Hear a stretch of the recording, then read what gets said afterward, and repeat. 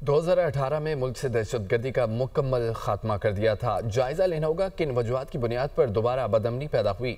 بلوچستان و دیگر علاقوں میں دہشت گردی پھر سے سر اٹھا رہی ہے۔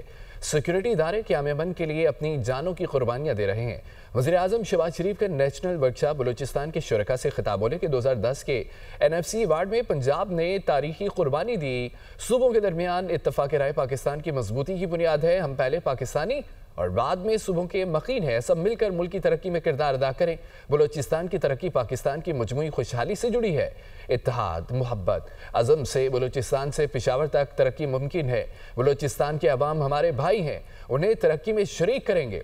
وفاق کی روح باہمی قربانی اور بھائی چارے میں پوشیدہ ہے۔ پاکستان میں دہشت گردی کا 2018 میں مکمل خاتمہ ہو چکا تھا۔ یہ مسائل آج کے اور کل بھی ہوں گے، لیکن ان کو ریزالو کرنے کے لیے ایک بات شرط اول ہے کہ یہ یقین کہ یہ ہمارا پاکستان گھرانہ ہے۔